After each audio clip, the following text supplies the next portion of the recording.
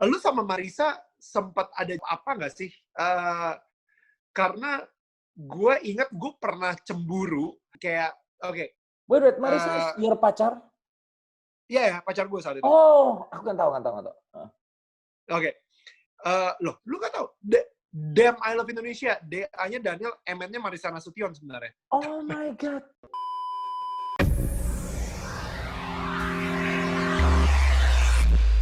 Sebelum lanjut nonton video ini, jangan lupa tekan tombol subscribe, nyalain loncengnya, like, dan share ke teman-teman kalian. Gue sedang berlibur bersama keluarga. Oke. Di sebuah hotel resort premium. Namanya apa? Oh, nggak bisa sebut nama dong. Nggak, nanti kan tinggal diedit. Apa? Di mana? Ntar dulu, nggak asik kalau gue sebutin sekarang. And then, the hotel punya sebuah kolam renang. Oh, God. Gua mabok dan kolam renang. Ini siang, Daniel. Ini siang. Oh, shit. Dia punya sebuah kolam renang yang menempel di cliff, yang menempel di sebuah tebing. Di mana di tebing itu kita bisa melihat samudra luas. Oke. Dan gue lewat sama anak-anak gue, sama istri gue. Hey, Daniel, apa kabar? Daniel. Lu kayak lagi gini. Mas Ari. Hahaha.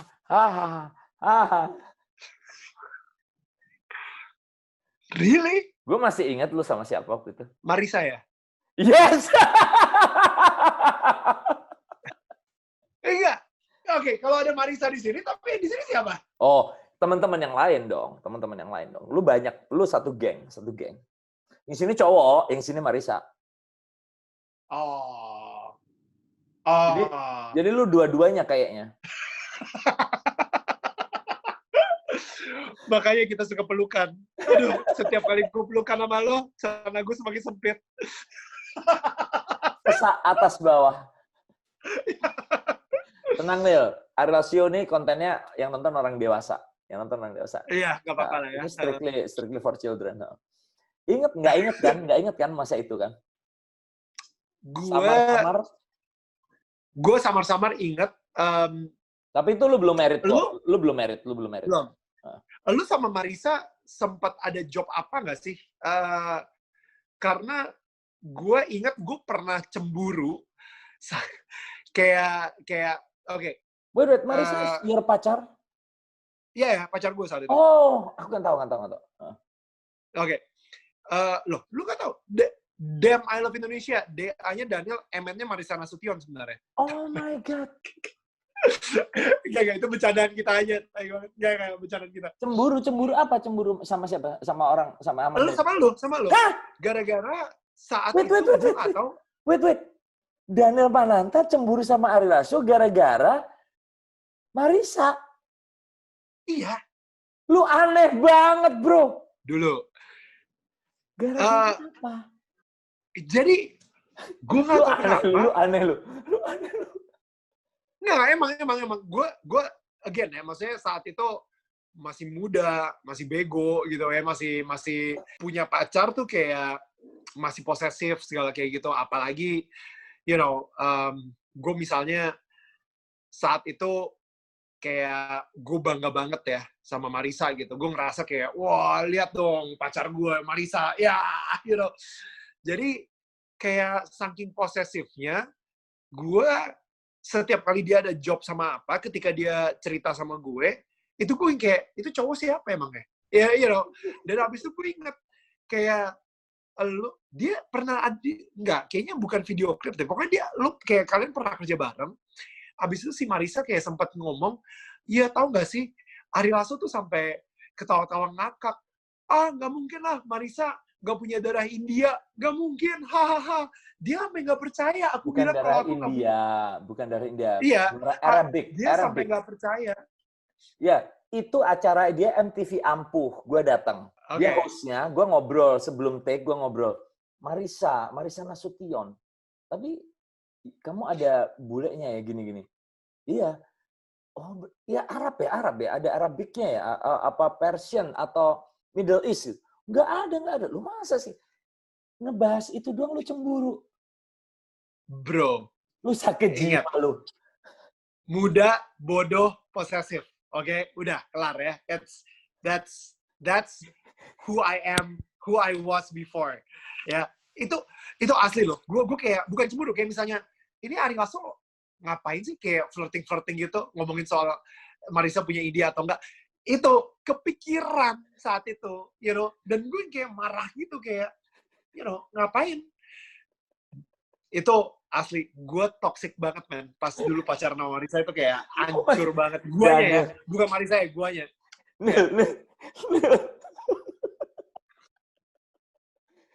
Guys, aku bangga Daniel pernah cemburu. Jadi gue itu ada semacam daya tarik ternyata. Oh my God, Daniel. Mungkin karena image lu di Semarang sama Titi DJ yang kayaknya wah bawa Jack D ke sini, bawa Jack D ke situ, party ke sini, party ke situ, jadi kayak mungkin Ari Lasso tuh apalagi duetnya sama Ariel Tatum. Mungkin ini si Ari Lasso nih kayak mungkin suka tipe. Dan saat itu kan gue juga suka yang party kayak gitu. Jadi gue tau lah laki-laki itu seperti apa gitu misalnya. Karena dicerminkan dari diri gue sendiri. Which is like stupid, bodoh, bego, emang. Tapi ya itu. Ini pengakuan yang gak pernah gue, even ke Marissa sendiri gue gak pernah ngomong loh ini. Lu tuh, ya ampun Daniel. Hanya gara-gara melihat gue party bersama Titi DJ, Peter Pan, dan lu sendiri ada di situ. After gig, kita senang-senang. Dan kemudian itu relate kan ketika gue membahas culture sama Marissa Nasution. Lu? Ya gue lu gak pernah cemburu? Maksudnya kayak, lu gak pernah cemburu maksudnya kayak, come on, sebagai manusia gitu. Ya tentunya cemburu dong. Cemburu misalkan ketika gue tuh anehnya pacaran gue 2 kali ya, gue cuma dua kali pacaran seumur hidup sampai menikah, itu selalu posisi gue long distance. Wah. Pacar pertama gue 5 tahun, pacar kedua gue juga 5 tahun dan gue nikahin, itu selalu long distance. Gue di Jakarta, dia di Surabaya, gue di Surabaya, dia di suatu kota, selalu long distance. Jadi kecemburuan gue itu beralasan. Misalkan dia biasa pulang ke rumah jam 7 malam, ini jam 10 malam tidak bisa ditelepon, di rumahnya tidak ada. Dan ternyata benar kecemburuan gue, kecurigaan gue itu benar terbukti. Bini gue itu kan sahabatnya Maya, salah satu gengnya Maya.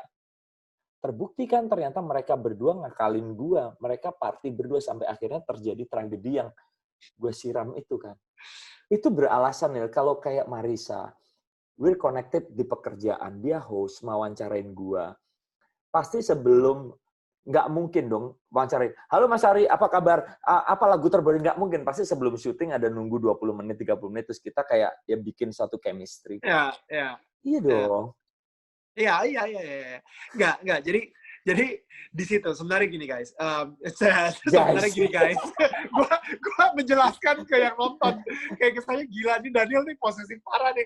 Istrinya bahagia atau enggak? Jadi gini, kayak gue pengen ngasih tahu penjelasan dikit aja ya, gitu ya, klarifikasi. Gue mungkin saat itu akhirnya mengerti sih apa bedanya nafsu sama cinta. Lust and love. Lust and love. Gue ngerti banget perbedaannya.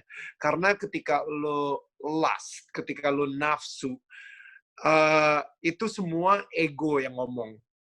Kayak gue bawa Marissa jalan-jalan, itu gue bukan apa ya, hati gue itu bukan hati yang cinta sama dia karena gimana gitu, tapi karena lebih trusty. Karena gue pamer banget.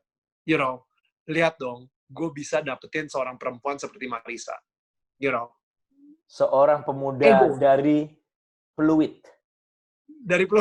Exactly, bener banget, exactly. Seorang pemuda dari Pluit yang ayahnya berjualan baju. Bisa dapetin cewek seperti Marissa. You know, dan apalagi waktu high school gue sering dibully, gue maksudnya kayak Daniel gitu ya. benar sering direndahin. Habis itu kayak di zaman gue high school, SMA, gue terkenal sebagai weirdo, misalnya kayak gitu.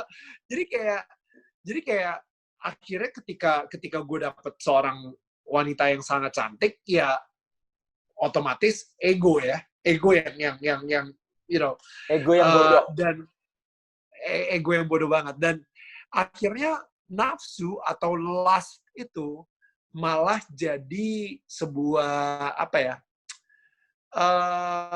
sesuatu yang toksik banget sih menurut gue sih.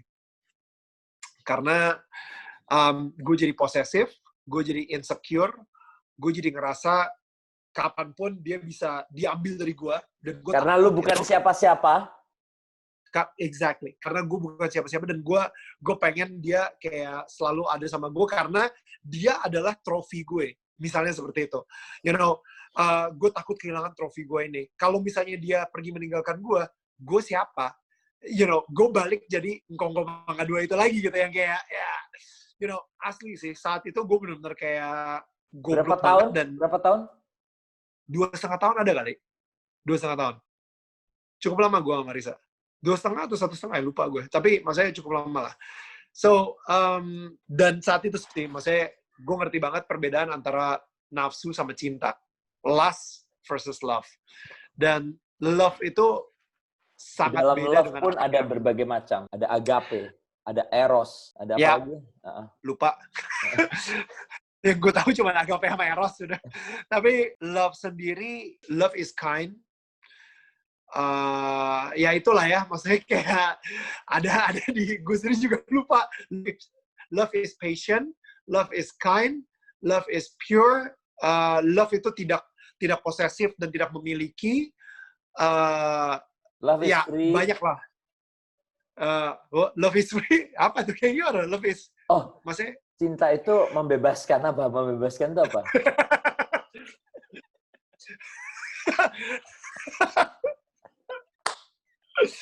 Kok kalau misalnya di Alexis, love itu nggak free ya? Nanti ngomong-ngomong begini, besoknya WA, bro tolong diedit bro, paling sebel gue. Enggak, emangnya gue Gofar?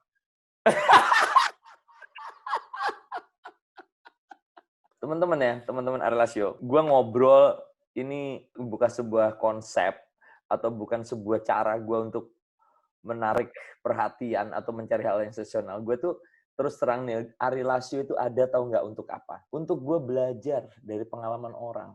That's good. Yang mudah-mudahan juga bisa berguna buat orang lain. Dan gue terus terang nih, di Indonesian Idol, gue dekat dengan semua musisi, dengan semua juri itu sahabat gue ya.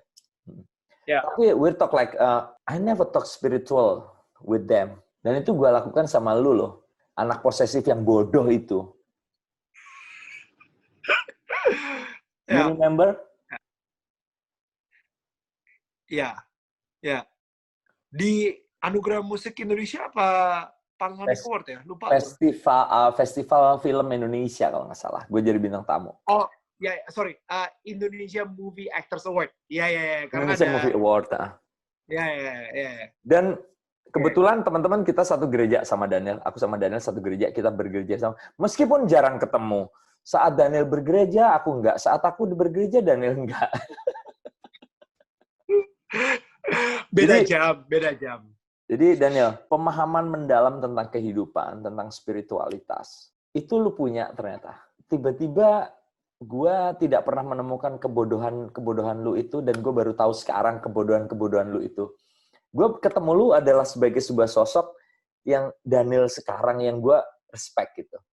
Which is, Bunga bilang bahwa, dulu mah hancur parah tuh mas, gitu kan. Iya kan?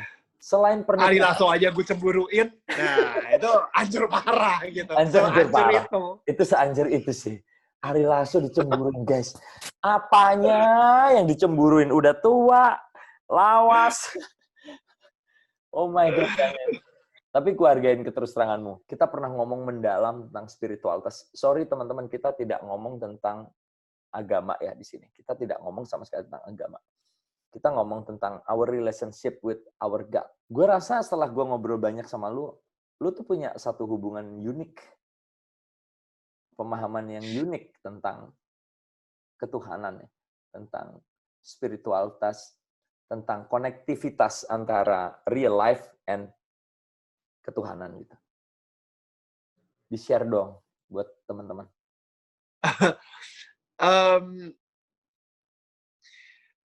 Iya, betul banget. Gue ngerasa gue punya hubungan yang sangat intim banget dengan Tuhan. Kalau misalnya gue mungkin lebih ngomongnya sama Tuhan Yesus. Dan gue ngerasa apa ya? Yang ngerubah hidup gue ini dan gue kenanya itu pas lagi di gym. Ini bego banget sih. Pas gue lagi di gym, lagi treadmill, gue tiba-tiba dengerin satu lagu worship dari Hillsong, judulnya Oh Praise the Name. Coba dinyanyiin. Man, nyanyi Tokopedia aja gue udah fales, apalagi nyanyi lagu worship gitu. Oke. Tapi si lagu ini itu pas, jadi ada satu di liriknya ketika Tuhan Yesus lagi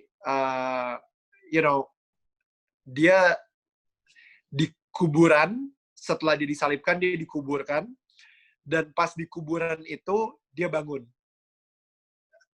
dan he's all alone in that tomb, misalnya kayak gitu ya. Gue lupa liriknya apa, tapi maksudnya itu di bayangan gue gitu.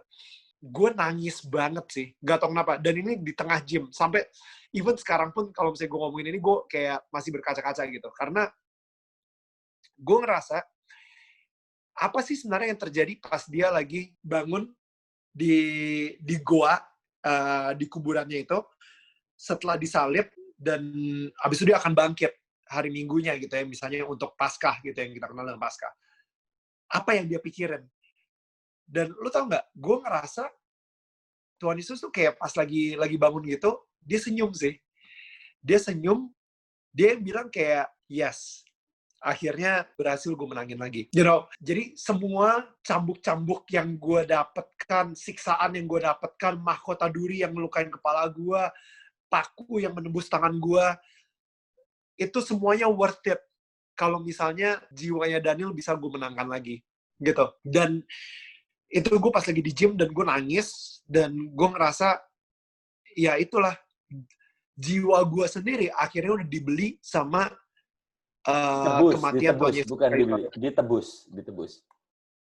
Ditebus atau ya mungkin dibeli lah, maksudnya. Beda. Ditebus. He paid for my sins. Ya, tapi aku belajar, aku pemerhati bahasa, ditebus tepatnya adanya. Oke. Penebusan, bukan pembelian, bukan trading.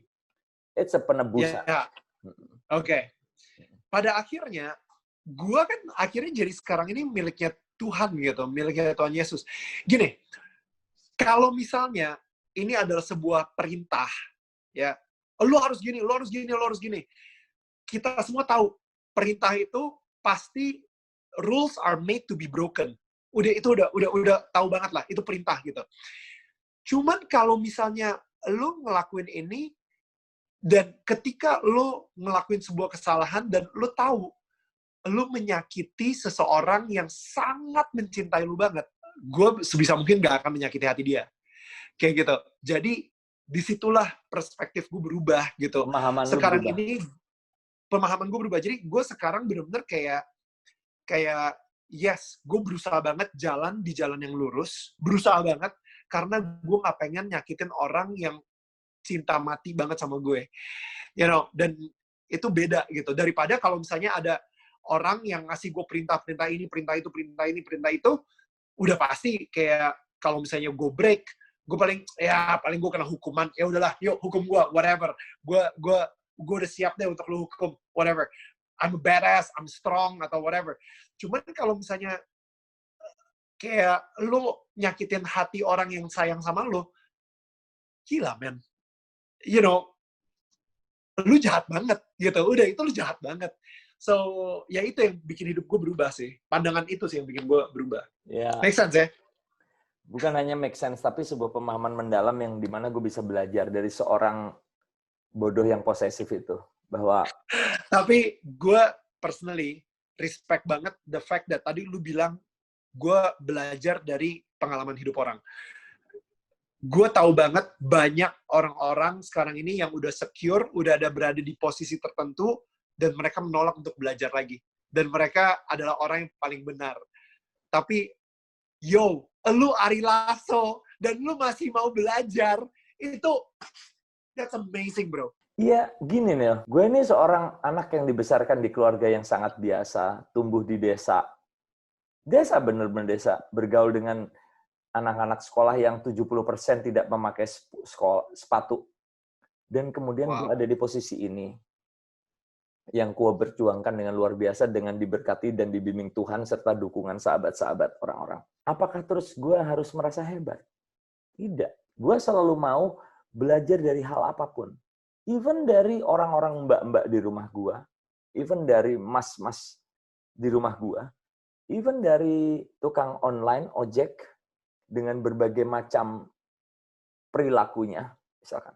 Kayak misalkan gue kemarin beberapa hari, ini kan kita sedang onlinean semua nih. Dimana kita saling mengirim barang, kita menerima barang, kita kerja ini. Ndra, aku kirim dokumen ini ya lewat ojek. Aku kirim barangku ini ya, tolong kirim barangmu ini, turun kirim flash disk-nya, nanti aku akan kerjain di rumah. Kita kan sedang begitu. Itu I learn a lot nih, tentang orang-orang, bagaimana orang-orang menyikapi. Contohnya begini, ada tukang-tukang ojek. 70% tukang ojek online itu menelpon gue ketika begini, Pak, saya di depan rumah Bapak, ini lewat pintu pagar samping atau belakang. Itu gue bilang, yang mana aja Mas, orang saya akan keluar. Tapi sisanya 10% tuh ada yang begini nih. Ini di mana sih Pak alamatnya Pak? Susah banget Pak nyarinya Pak. Yang mana alamatnya Pak? Ya. Dan orang itu, rata-rata gue jawab, Mas, saya menjelaskan juga susah. Karena saya tidak tahu posisi Mas di mana. Coba deh, usaha sedikit, tanya satpam. Dia sudah dibekali map. Dan rata-rata orang yang begitu itu mereka cancelled loh. Mereka yang cancelled loh. Ya. Gue jadi belajar bahwa rezeki itu datang bukan hanya karena sebuah job. Job itu bisa datang, bahkan bisa nggak jadi karena sikap kita yang tidak benar. Gitu. Wow. Wow, that's wisdom right there. Yes. Yes. Dan itu gue belajar dari seorang ojek online. Ya. Gitu loh. That's amazing. Ya. Gue bilang, anak gue bilang ini, Papa kok ngomong gitu sih sama orang Gojek? Tinggal diarahin aja dong kemana-kemananya. Kak, 90% mereka tidak bertanya. Mereka mencari dan kemudian menemukan rumah ini. Dan rumah ini selalu Papa kasih notes. Masuk dari gerbang camar, gang sekian ke kanan, langsung ujung aja kiri jalan. Udah tahu lah. Gampang sekali. Dan Papa udah simpen notes yang akan Papa copy paste di petunjuk. Ya. Some people, 10%, itu nanya nggak apa-apa. Tapi dengan bahasa, Pak, di mana sih Pak? Ini rumahnya Pak, susah banget Pak, ini Pak. Waduh, ini di mana? Pak, di mana Pak? Susah banget Pak. Ini sebelah mana sih Pak? Saya aja nggak tahu posisi dia di mana. Gue gimana mau ngejelasin? Kecuali misalkan. Tapi yang lo harus sadar juga, kekesalannya dia itu nular ke kesalahan kita ya. Dan itu nggak bisa dijelasin tuh. Itu kayak nggak bisa dijelasin. Dan gue tidak pernah meng-cancel mereka loh. Mereka sendiri yang menolak. Tapi kita kesel. Tapi kita jadi kesel kan? Keselnya bukan gini. Keselnya bukan sama mereka kayak, lu kurang ajar banget. Bukan, seperti gini. Gue lebih sedih sih. Gue lebih sedih kayak, gitu. Kenapa ya orang kok tidak mau usaha dulu, nanya dulu. Sama kayak misalkan komentar-komentar netizen. Udah dikasih caption panjang, nanya di bawahnya. Kayak misalnya, guys, teman-teman di Palembang nanti malam sampai ketemu jam 8 malam, gue akan manggung. Bang, manggungnya di mana ya? Ya ampun, apa susahnya ya dibaca dikit. Tidak ada pun. Nah, kayak gitu. Gue belajar dari situ bahwa kalau lu mau maju, memang lu harus usaha. Usaha itu apa? Usaha itu ya mikir. Usaha itu juga menjalankan logika lu. bahwa kalau orang sudah memberikan alamatnya, tugas gue adalah mencari alamat tersebut, gitu kan? Kan seperti itu ya. Ya, Kecil. ya. Ini gila sih pembicaraan kita nih. Nggak, kalau yang gue pengen ngomongin lebih ke ini ya, misalnya netizen itu yang gue sempet kayak adalah selebriti apa, dia ngelakuin apa, dan habis itu kayak netizen tuh pada julid semua lah di komentar-komentarnya. Habis itu ada satu komentar yang lu tau lah dengan penghakimannya gitu kan. Jadi kayak lu mendingan berdiri aja lu, dasar perek di lampu merah, paling lu dihargain cuma berapa rupiah sama om-om atau apa. Wah, pokoknya gue ngeliat gila. Itu hardcore, man. Itu hardcore. Komen itu hardcore gitu. Jadi gue klik dong. Udah pasti kepo. Ya kan? Gue klik dong. Klik. Gue pengen tahu mukanya seperti apa sih. Ternyata nggak di-lock. Jadi ini bukan private dan bukan apa ya? Bukan account palsu gitu. Jadi gue lihat foto-fotonya. Foto-fotonya kayak normal-normal aja. You know, nothing wrong gitu. Tapi kenapa bisa keluar kata-kata yang benar-benar sehancur itu dari mulut dia? Nah, gue akhirnya menemukan satu ini ya, the truth, satu kebenaran. Bukan gitu, sebuah analisa lah. Kebenaran hanya milik Tuhan. Sebuah analisa. Okay. Hurt people. Ya, maksudnya orang yang tersakiti akan menyakiti orang lain. Dan gue ngeliat kayak si orang ini, gue yakin banget dia juga pernah digituin sama orang. Mungkin bokapnya, mungkin nyokapnya, mungkin temennya yang ngebully dia atau apa gitu. Ada sebuah lagu. Kata-kata yang sama. Ada sebuah lagu. People hurting people is just the way of the world. Itu lagu siapa? Dan Reed Network. YouTube. Oh. Kok gue pikirnya YouTube. Malu banget gue. VJ macam apa. So, anyway, hurt people. Jadi gue ngerasa saat itu gue begitu melihat kayak gitu, emang bener sih. Ketika orang tersakiti dan dia nggak bisa ngapa-ngapain, yang ada punya kecenderungan ya. Iya, melalui sosial media, dia akan coba menyakiti orang lain juga, ya kan? Karena dia nggak bisa ngebales. Orang yang nyakitin dia nggak bisa bales. Mungkin orangnya terlalu powerful buat dia, orang tuanya sendiri misalnya, atau jadi akhirnya disimpan sama dia. Nah, ketika ada kesempatan untuk nyakitin orang, dia akan pergunakan kesempatan itu. Dan cara paling mudah adalah sosial media. Jadi, gue sekarang ngeliat nih kalau misalnya netizen itu jadi haters dan mulai dengan julid, jujur, gue jadi kesian sih sama hidupnya. Yes. Gitu. Dan yes. Kebanyakan gue langsung kayak mendoakan gitu. Bener, mendoakan dia. Mil. Tahu kita punya pemahaman yang sama. Gue kemarin baru kumpulin tim gue YouTube, which is cuma 2 orang. Mereka laporan, mereka selalu akan rekap komentar terbaik dan komentar terburuk. Hancur ya mas orang-orang kita. Ada aja tim gue nih yang ngomong laporan. Kok kayak gini-gini? Ya gue sedih sih. Kok Mas Ari sedih, gak marah? Ya sedih. Kenapa orang harus mengambil angle yang menyakiti orang lain padahal itu juga menyakiti dan mendegradasi dia sendiri? Wow. Ya. Sekarang begini, kayak gue. Banyak musik Indonesia, ada beberapa musik Indonesia yang tidak gue suka. Lagunya, kemasannya, how they market their products dengan cara yang bla bla bla, dengan cara bombastis. Ya gue nggak suka, karena aliran gue begitu. Tapi tidak lantas membuat gue membenci itu. Ya udah, gue nggak tonton. Sesimpel itu. Iya. Lu memilih untuk tidak follow, udah gitu aja. Ya, tidak. Gue tidak nonton dan ya dunia ya seperti itu. Gue yang heran kenapa ada orang-orang yang menghabiskan energi kebaikan di dalam hatinya dia untuk mengurusi sesuatu yang tidak merubah hidup dia juga gitu. Nah, jadi gara-gara itu analisa tadi ya.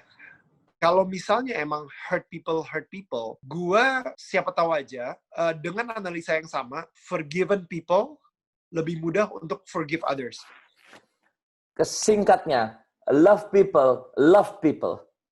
Exactly. Jadi maksudnya gini, sayangnya, ini satu hal yang harus gue kasih tahu juga gitu. Sayangnya, manusia itu emang gak ada yang sempurna dan broken. Broken itu apa ya? Kalau misalnya dalam bahasa Indonesia-nya, tapi nggak tepat ya. bukan rusak. Iya, makanya. Jadi kayak we are broken people. Ya kan? Kayak itu gampang banget ngomongnya. We're broken people. Tapi kalau di Indonesia, kita ini manusia-manusia rusak. Itu kayak Kita manusia yang tidak sempurna mungkin tepatnya. Iya, kita manusia yang nggak sempurna. Dan gue ngerasa kayak kalau misalnya kita mengharapkan forgiveness atau cinta dari manusia yang lain, itu adalah cinta yang tidak sempurna atau maaf yang tidak sempurna. Karena kebanyakan dari mereka, cintanya itu sangat kondisional. Gue akan sayang sama lo kalau misalnya lo whatever. Ya nggak? Gue akan maafin lo kalau misalnya lo whatever.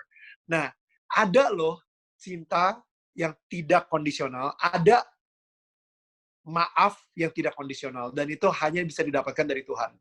Jadi, hubungan yang gue dapatkan dari Tuhan ini mampu membuat gue memaafkan orang, mampu membuat gue mencintai orang, sama seperti Tuhan mencintai gue atau Tuhan memaafkan gue. At least kayak gitu. Kita trying. At least kita trying. Betul, setuju banget. Jadi, itu dia kenapa gue ngerasa sekarang forgiven people lebih mudah to forgive others.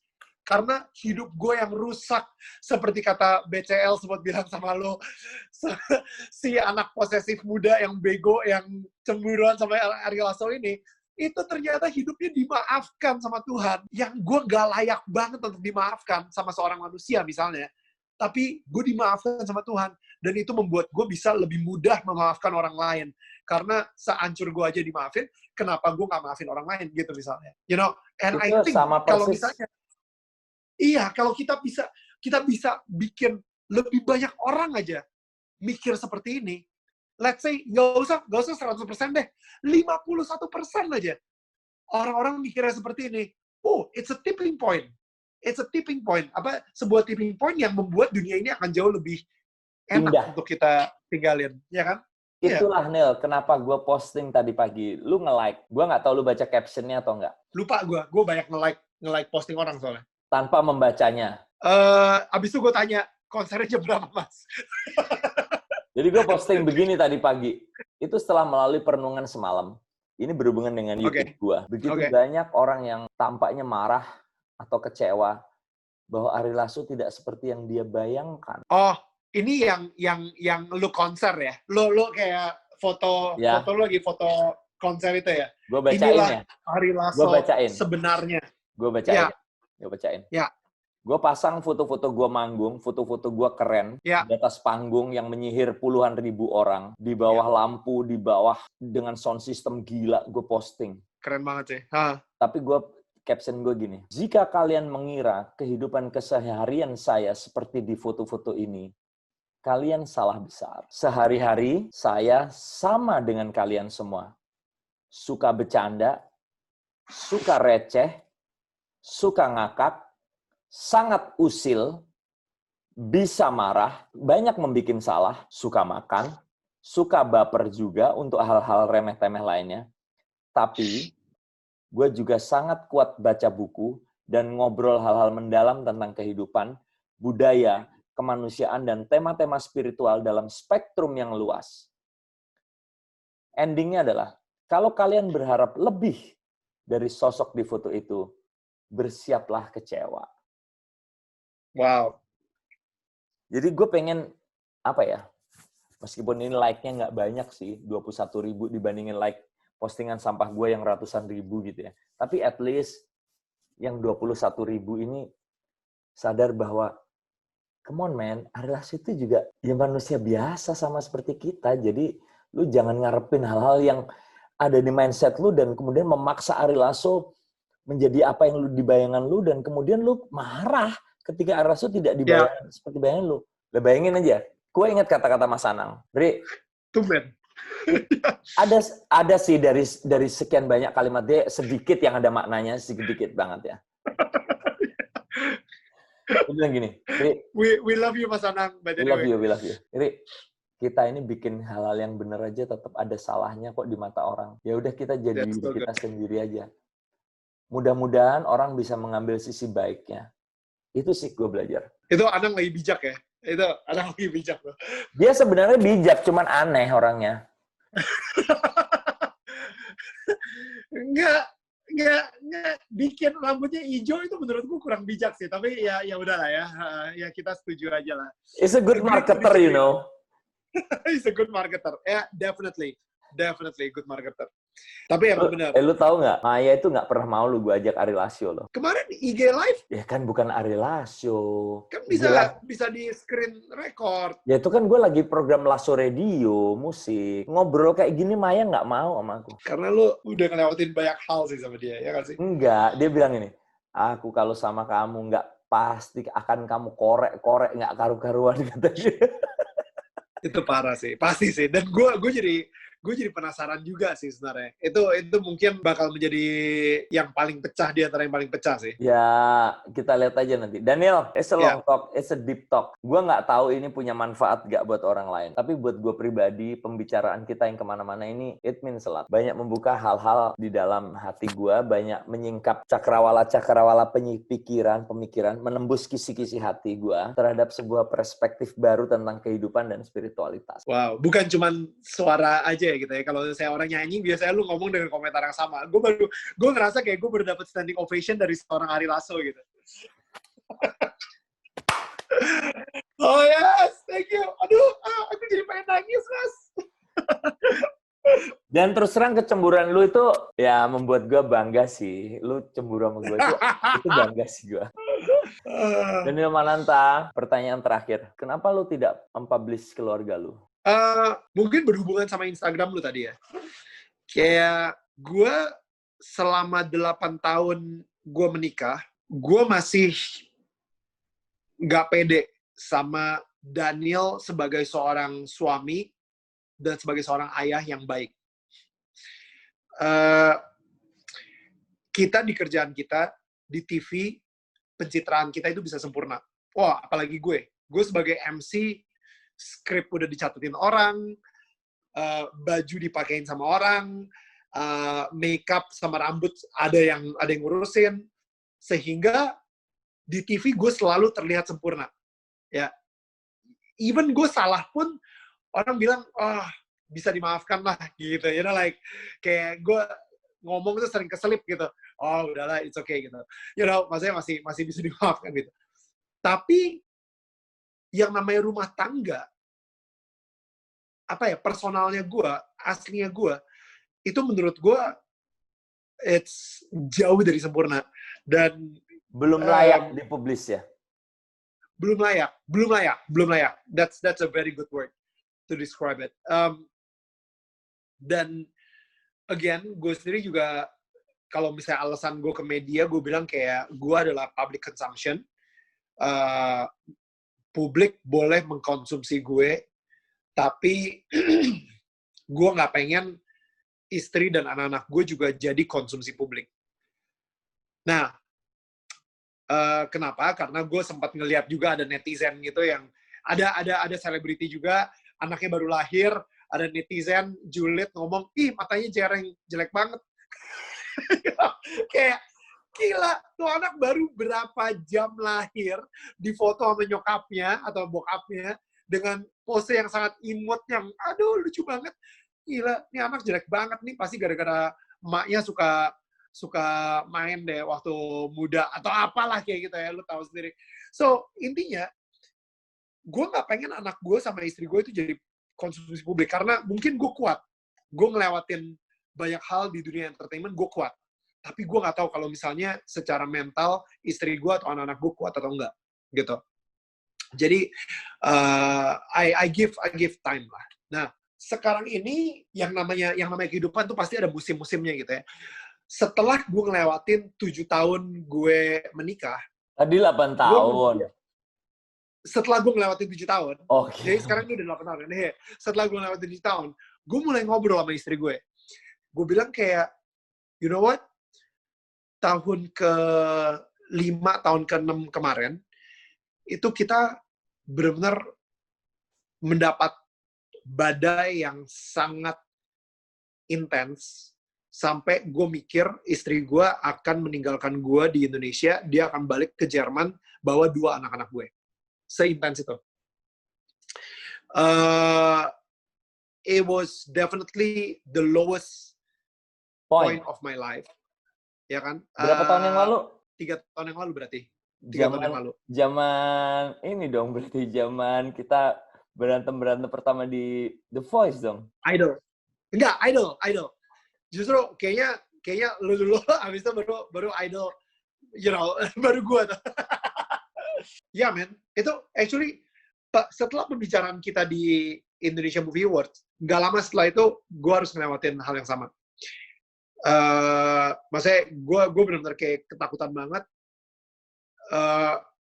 Gue inget gue ngeliat istri gue nangis abis-abisan, nangis banget.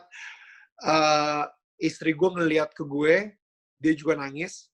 Dia bilang sama gue bilang sama dia, sorry banget, tapi gue tahu pernikahan kita nggak akan pernah sama lagi. Udah ada kayak ibaratnya pot yang pecah, udah retak, untuk kita lem lagi untuk jadi pot yang sama, itu udah nggak mungkin. Jadi, dan habis itu istri gue bilang, yes, lu bener. Pernikahan kita nggak akan pernah sama lagi. Dia bilang kayak gitu. It can only get better from here. Gue yang kayak kaget. Jadi maksudnya, dia bilang, selama 6 tahun terakhir ini, kita hidup dalam sebuah kebohongan. Dan untuk pertama kalinya sekarang ini, hari ini, emang kita ada di saat yang paling rendah banget. Tapi mulai dari sekarang ini, it can only get better. Karena kita udah, bukan lagi hidup dalam pernikahan yang hanya kelihatan harmonis.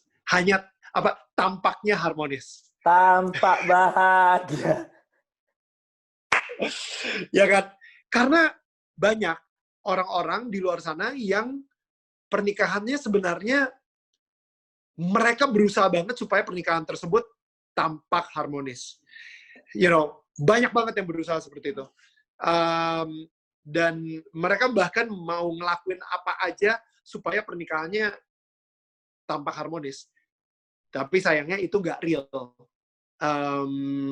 Kayak gue ada sesuatu yang gue nggak suka dari istri gue jadi nggak ngomong sama dia. Karena gue lebih mementingkan keharmonisan supaya jangan sampai kita marah di depan orang-orang misalnya, atau whatever lah, kayak gitu. Nah, jadi akhirnya setelah 7 tahun itu, gue ngobrol sama istri gue, kita bikin buku yuk. Siapa tahu aja buku ini bisa menyelamatkan pernikahan banyak orang. Based on pengalaman kita yang udah kita lewatin. Dari yang tadinya gue ngumpetin pernikahan gue, sekarang kita malah nulis buku tentang pernikahan kita, tentang kehancuran gue, lebih banyaknya ya. Kayak tadi gue bilang gitu, 2 tahun pertama, gue masih ngerasa gue adalah seorang pacar, bukan seorang suami. Jadi, you know, kehancuran itu yang bakal gue ngomongin juga. Yang tadinya selama ini gue udah membangun kehidupan profesional gue sesempurna mungkin, tapi sekarang gue akan membuka ini loh, kehidupan pribadi gue. Intinya, gue pengen banget ngasih tahu melalui buku ini, kalau misalnya sehancur-hancurnya pernikahan lo, masih ada harapan kok. Karena ternyata itu terjadi sama gue. Dan rahasianya untuk bisa mendapatkan harapan itu apa? Ya, itu akan ditulis di buku gue itu gitu. Jadi di buku gue sama istri gue ini. Karena gue ngerasa terlalu banyak orang saat ini di lingkungan gue yang menikah dan gak nyampe 7 tahun udah cerai. Dan kalau misalnya dibilangnya 7 years age. Jadi emang 7 tahun pernikahan pertama itu yang paling berat banget. Misalnya mereka dari pacaran, habis itu honeymoon period, habis itu mulai tinggal bersama, wow, banyak hal-hal baru yang mereka pelajarin tentang pasangannya yang, you know, begitu mereka hamil, punya anak, cara mereka dealing sama anak, itu baru keluar semuanya tuh. Yang problem-problem nggak pernah mereka hadapin ketika mereka pacaran. Dan, you know, pada akhirnya gue cuma bisa nulis si buku ini berdasarkan pernikahan gue yang 7 tahun itu. Siapa tahu aja untuk orang-orang yang baru married misalnya, atau mungkin lagi menjalani baru punya anak 1, atau mungkin punya anak 2 tapi anaknya masih bayi, belum, you know, ya itu mudah-mudahan lah ini bisa nolongin. Jadi karena gue punya hati untuk menyelamatkan pernikahan orang lain, akhirnya gue mulai membuka kehidupan pernikahan gue juga kayak gitu. Jadi motivasinya beda. Kesimpulannya, Ya, dari pot yang hancur tadi, ya, yang kalian sepakat menganalisa bahwa itu tidak bisa akan kembali ke bentuk semula. Tapi ternyata pot yang pecah tadi sekarang berubah menjadi sebuah guci yang lebih indah. Benar nggak? lu pernah ngelihat ini nggak? Ada Instagram, mungkin nih kalau misalnya lu bisa posting di YouTube Jawab lu, boleh dulu, banget. jawab dulu. Enggak, karena gue harus, potnya masih sama, bro. Potnya pecah. Nggak tiba-tiba transform jadi guci gitu, maksudnya. Potnya masih sama, tapi lemnya itu kayak pakai emas. So, Memperindah. pernah ngeliat gak lo? Memperindah ya. Ya kan? Pecahan-pecahan itu jadi memperindah. Ketidaksempurnaan itu jadi membuat sebuah pot ini jadi lebih unik, lebih indah, lebih mahal value-nya karena ketidaksempurnaannya itu. Karena kalau misalnya pot yang sempurna, itu pabrikan. Semua orang bisa beli. Tapi Ini pot yang customize. Custom by jadi, life. exact. Jadi lebih mahal sih. Kayak gitu. Itu poin gue. Gila. Lo tau nggak kenapa gue berdiri gini? Pinggang gue udah pegel banget nih gue lesehan. Gue duduk di sofa enak sih, bro. Iya. Jadi kayak, Ini karpet ajaib, gitu. Daniel. Jadi teman-teman Arlaso TV ini ada karpet ajaib. Di karpet inilah biasanya orang semua terbuka tingkap-tingkap kehidupannya. Tapi kenapa? Kenapa harus karpet? Maksud gue, kenapa nggak yang nyaman gitu? Kayak kalau nyaman kan lu bisa ngobrol lama. Tapi kalau misalnya lesehan gitu, kayaknya lu kayak pegel lama-lama dan kayak aduh capek ya, you know, break ya, kepotong nih. Ini Gak tahu ya. ruangan studio gue pribadi ini kecil, bro. Kalau dimasukin sofa penuh langsung. Emang nggak ada kursinya. Ini emang didesain untuk lesehan. Kursinya ada 1 untuk nikmatin musik, audio gue. Kalau lagi air lasio, dia kursinya dikeluarin. Tapi benar di karpet ini, kalau di sofa, lu tuh masih ada kayak pembatas. Kalau di karpet ini tuh lu bisa langsung gulung-gulung, tau nggak, di tanah. Digulung-gulung. Ya. Daniel Mananta, thank you untuk malam ini. Ari Lasso. Ini akan jadi beberapa episode Pas yang nih, luar biasa. internetnya menarik. mulai ngeheng-ngeheng lagi. Sebelum internet makin parah, thank you banget untuk malam ini. It's an honor. Gue It's juga an honor. pasti akan banyak pelajaran yang diambil. Pasti akan banyak juga orang yang menganggap kita sok tahu. Tapi gue yakin akan lebih banyak orang yang terinspirasi dari cerita-cerita kehancuran dan keburukan-keburukan kita. Gue yakin penonton kita dewasa, tahu memilih mana yang baik yang harus ditiru dan mana yang buruk untuk dihindari. Amin. Daniel Amin, Mananta, God bless you, God bless your family, stay safe. Mudah-mudahan ini semua cepat berlalu. Amin. Gue udah gak sabar meluk lu lagi, bro. Aduh. Di Idol tuh satu aktivitas yang paling gue suka adalah meluk lu gitu. For some reason. Kenapa? Gila. Empuk ya soalnya. I don't know. I can feel the love. Soalnya, I don't know. I can feel the love. Asli, gue jarang banget peluk Anang. Gue jarang peluk Judika. You know, dan yang cewek-cewek udah pasti jarang gue peluk. Tapi lu gak tau kenapa lengket banget gue sama lu. I think it's... Even juri-juri sebelumnya loh. Dani lagi gue peluk gitu kan. Aneh banget kalau Dani gue peluk. Brother, thank you banget. Bro, thank you bro. Ya, God bless you. Kebanggaan bisa di interview sama lo. Kebanggaan bisa diinterview sama lo, bisa masuk Arila Show. Ini bukan Thank you buat interview, yang bro. udah Ini nonton. bukan interview, bro. Ini bukan interview. Ini sharing. Ini belajar bersama. It's not interview. It's ya bisa ngobrol sama lo lah, bisa masuk acara lo. Enggak lah, enggak. Salam untuk teman buleku satu-satunya. Salam untuk anak-anak lu yang udah lu pakai internetnya. I love you, brother. Yes. Sampai ketemu lagi. Dan Daniel 1-2 kata untuk para penonton Ari Lasso TV untuk suasana yang berat ini. Buat semua yang lagi nonton Ari Lasso Show atau Ari Lasso TV, kita sama-sama, gue ngerasa dari dulu sampai sekarang budaya kita itu adalah gotong royong. Jadi sekarang ini adalah saat yang tepat untuk memperlihatkan budaya itu. Kita gotong royong, gak peduli dari bangsa mana, suku mana, agama apa, ras apa, dan lain-lain. Kita benar-benar sama-sama bergotong royong untuk saling jaga supaya pandemi COVID-19 ini cepat kelar. Oke, karena kalau misalnya lu jagain gue juga akan jagain lo. Itu yang namanya gotong royong. Alright? Guys, stay safe. Daniel Mananta, thank you so much. Sampai ketemu di Ari Lasso berikutnya. I love you. Thank you, brother. Bye.